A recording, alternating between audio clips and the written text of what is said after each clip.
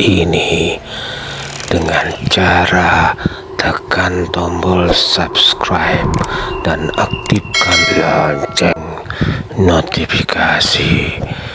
Kalau tidak, saya akan datang ke rumahmu.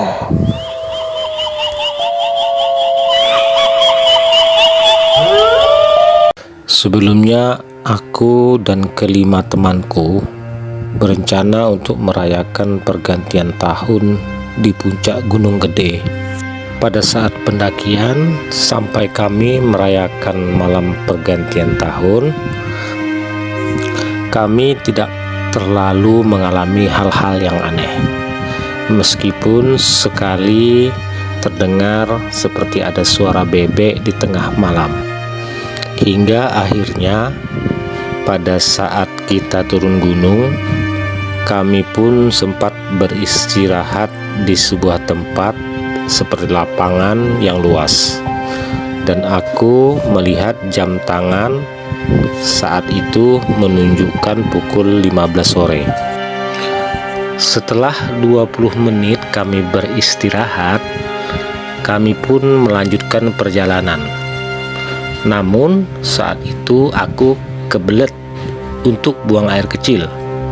Akhirnya aku pun kencing di bawah pohon yang ada di sekitar situ. Di bawah pohon itu ada sebuah lubang yang tidak terlalu besar, dan secara tak sadar aku mengencinginya. Setelah selesai, tiba-tiba seperti ada sesuatu yang masuk ke mataku. Aku kelilipan karena perih. Sekitar 1 menitan lah aku memejam mata, mengucek-ngucek mataku. Ketika aku membuka mata, aku merasa aneh. Sepertinya aku ditinggal teman-temanku. Aku terus mencari temanku, tapi tidak kutemukan. Hingga hari pun mulai gelap. Aku hanya berteman cahaya dari senterku, terus menelusuri jalan yang gelap dengan sedikit berlinang air mata. Tiba-tiba saja dari kejauhan aku menemukan seberkas cahaya lampu. Ya, lampu rumah penduduk. Aku pun kembali lega dan berjalan menuju pemukiman. Setelah sampai, aku langsung mengetuk pintu sebuah rumah. Dan keluarlah dari balik pintu seorang nenek yang belum terlalu tua dengan senyum ramahnya. Nenek yang mengaku bernama Jamilah itu kemudian mempersilahkanku masuk. Sambil menikmati sepiring singkong pemberian si nenek, aku pun menceritakan apa yang baru saja kualami. Dan bila berkenan, aku berencana untuk menginap 1 malam di rumah nenek itu. Menurut nenek Jamilah, memang banyak pendaki yang sering tersesat di gunung itu jika mereka berlaku tidak sopan. Setelah itu, nenek Jamilah memasak makanan untukku. Aku pun makan bersama nenek Jamilah dan cucu wanitanya yang kira-kira berumur 15 tahun. Setelah makan, aku pun pamit tidur karena keesokan harinya aku akan mencari temanku. Malam pun berganti pagi. Aku pun bangun dan segera bersiap-siap. Nenek Jamilah menawariku makan, tapi aku menolaknya dengan dalih aku harus buru-buru mencari temanku. Akhirnya nenek Jamilah pun membekalkan makanan yang disimpan di dalam sebuah kantong kresek kepadaku. Setelah aku siap, aku pun berpamitan Namun tiba-tiba Nenek Jamilah memberikan aku satu batang emas. Ya, satu batang emas yang sangat berkilau.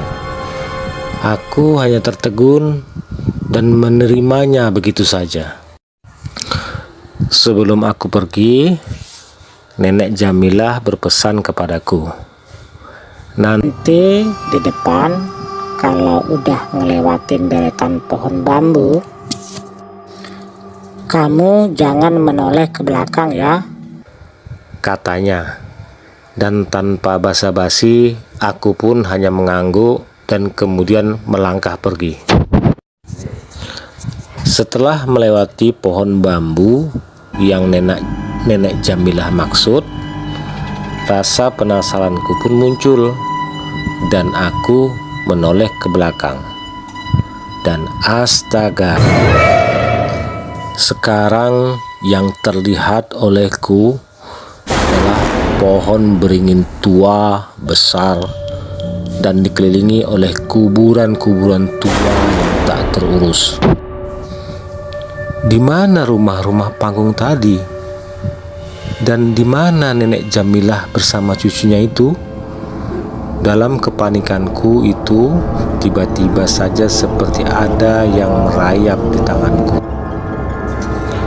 Setelah aku lihat, sekumpulan belatung keluar dari dalam kantong kresek itu. Spontan aku lempar kantong kresek tadi. Ternyata dalam kantong kresek itu isinya adalah belatung yang sangat banyak yang mengerubuni jari-jari manusia. Sementara batangan emas yang Nenek Jamilah berikan padaku tadi berubah menjadi bedogol pohon pisang yang telah membusuk. Aku pun lemas dan akhirnya tak sadarkan diri.